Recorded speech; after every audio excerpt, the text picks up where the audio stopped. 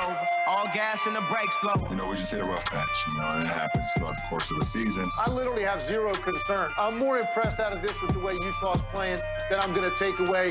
Look at the Lakers. What's wrong with them? Now I ride with a paid chauffeur because I'm way dope. I better stay sober. I paint pictures. Good Thursday morning.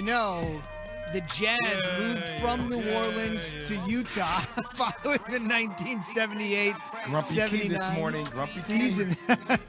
And I got to say, it might be time to move off the stance, perhaps, that the Jazz are just some great regular season fad in a league bereft of storylines. And people are saying, we'll wait to see if indeed Utah is just that. I don't know.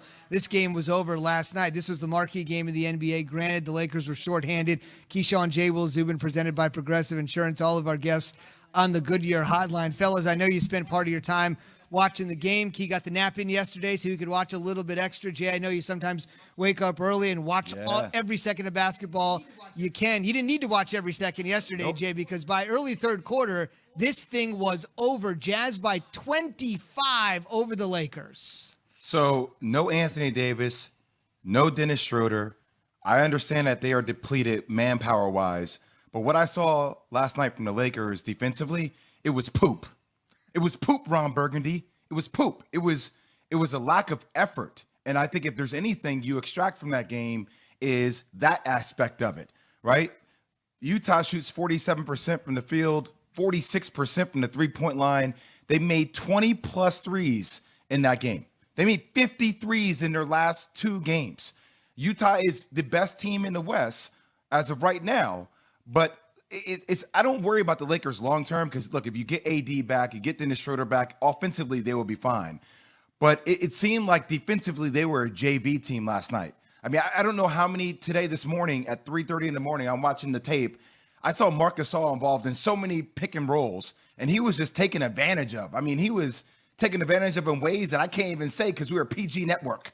That's what I saw last night. And I think ultimately that lack of effort is something that LeBron James and company really need to put in check as they move forward. I don't know if it's a lack of effort. I don't know if it's a lack of effort as much as it is. They may not be a good fit and matched up against the Utah Jazz. The Utah Jazz with the rosters constructed at this particular moment without Dennis on board. Like I said before, they just are not very good. Right now. When you get run out of the building the way that they did, it's a little alarming. A little bit, but they don't have a full arsenal. And you start to try to figure out. If we had everybody, how would it be a little bit different? Would it be a little bit different? LeBron didn't play nearly the minutes that he was playing in the past due to. Well, he didn't play minutes because he got blown out. I would say probably due to being blown out a little bit there. So you start to just try to figure out how to fix it. That you start to say, okay, it's something setting in from a tired standpoint as a team. You've now lost a handful of games in a row. Does that start to wear on you mentally? Are you thinking mentally too much out there instead of getting back to the basics? And so. When you allow a team to shoot 45.3% from three, and you're shooting 24%, you're not going to win very many games. Well, they've been shooting bad from the three-point line. That's a huge indictment on the Lakers, and that's been one of their most troubling issues in the month of February, right? Their lack of three-point shooting. LeBron talked about it in the postgame. But there are things called effort defensively, man. That's one thing that travels every single day. You can bring effort defensively to close out the shooters. Now, with everything being said, you know what I loved about the Utah Jazz last night? Is that when your opponent is injured, you keep your foot on their neck and you don't let them up, no matter how hard they tried. They put them in the dirt last night. They buried them 20 feet under. If there's anything that's a lingering effect for LeBron James and this Laker team, it's the way the Utah Jazz blitzed them last night. The game was over in the second quarter.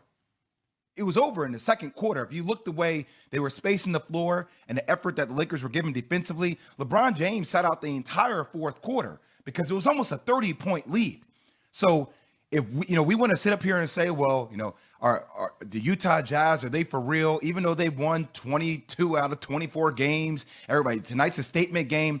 The Jazz are for real, and they proved it on a national stage last night by beating the Lakers head into the white meat, Key. Well, I'm not going to say that. Well, I'm not going to say they're not for real. They are for real in a 7-game series. In a 7-game series, one-game sample size. One-game sample size when a team is hampered. It's not a one-game sample size, though, Key. They've won 22 out of 24 games. It's not a one-game sample size. It's a one-game sample size if you're trying to go at the champions. It's a one-game sample size. Yes, over the course of the season. Over the course of the season, won as many games as you just said. That is not against the Lakers. That is not against the Lakers. That is not against the Clippers. They've got to get through those. They've got to get through those two teams for me. At least for me, jump on and be like, oh yeah, they super for real. They getting ready to go win the championship. Just because they take care of business. That everybody is looked at. Everybody is looked at the perennial champions. The perennial champions and saying that the Lakers are going to do it again. And then they're missing a couple. And then they're missing a couple key components off the team. Off the team. The first thing that we start to think the Lakers are less than. The Lakers are less than. Utah's all of a sudden the juggernaut of the NBA or the juggernaut of the West. I'm not ready to say that. I'm not ready to say that just yet. Yeah, no. Look, at the end of the day, you have to pay them their respect. I mean.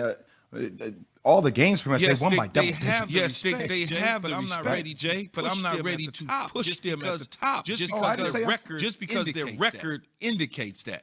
I'm not saying that translates to them winning the whole thing or them coming out of the West. At the end of the day, it's still, if the Lakers are fully healthy, the question is, will AD be available? That's the question for the Lakers, because Dennis Schroeder is not enough.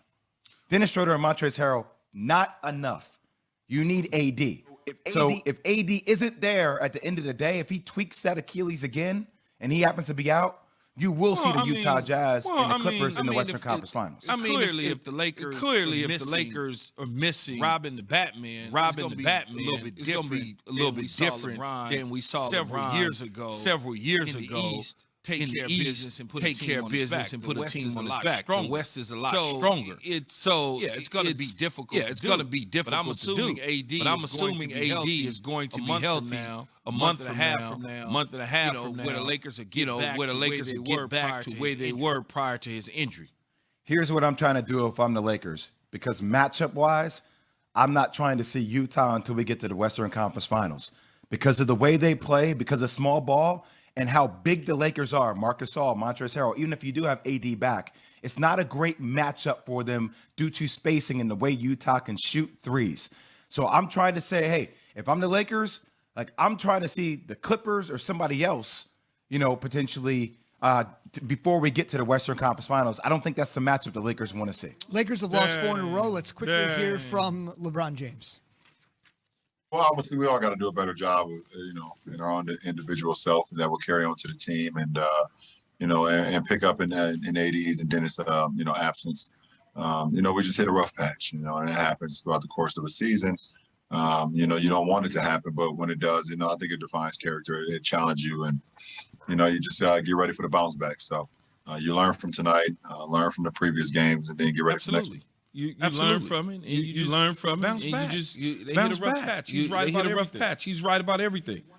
I'll give you one quick point on the Lakers and one quick point on the Jazz, and then we will shift to the NBA in our next segment. A reminder, we start the day with the Jazz statement win over the Lakers. Start the day brought to you by Indeed. Indeed helps you hire great people fast. Indeed.com/credit. Here's the thing with the Lakers. Next up for them tomorrow night, ESPN, they'll take on the Blazers a couple days after LeBron essentially said Dame was one of the most disrespected players in the league. So that's a good storyline to watch. And the other one for the Jazz is this. Jay mentioned they hit 53s in their last 2 games. So in their last game, they have a franchise record, 28 threes, and then they follow it up with a win that's going to get the attention of the other 29 franchises in the NBA. And if I could just say this, could have had a triple-double for Donovan Mitchell, could have had a triple-double for Mike Conley. Both were oh so close last night. And I just got to be the 1 millionth person to say this, because Mike Conley has got to be the best player in the NBA that has not made the All-Star game. He was snubbed again Facts, 2 days ago. I mean, the guy's just done an unbelievable job. They thought he was done in Memphis. They thought he would never fit in Utah. And he has just been nothing but terrific. Yes, I know Game 7, the Nuggets, right, Jay? Everything in the bubble last year. This guy, I don't know what this guy needs to do to get the attention he deserves. Maybe finally this Jazz team playing the way they will finally is putting a spotlight on this. Mike Conley should have been in for CP3, in my opinion. I would have given it to Mike Conley, and I'm glad that Devin Booker finally got put in the All-Star game. He deserves to be in the All-Star game. He shouldn't have been the replacement for AD. He should have been in the All-Star game. Yep, and that was the other guy that LeBron said was the most disrespected. He said 2 most disrespected guys in the league, and he put it out individually on Twitter. Devin Booker 1, Dame Dollar 2nd. He'll see the ladder tomorrow as part of an ESPN double header. Celtics in the first game, Lakers, Keys Lakers in the second game. That's tomorrow night on ESPN. On the way, I mentioned the NFL talk. 2 quarterbacks once linked get huge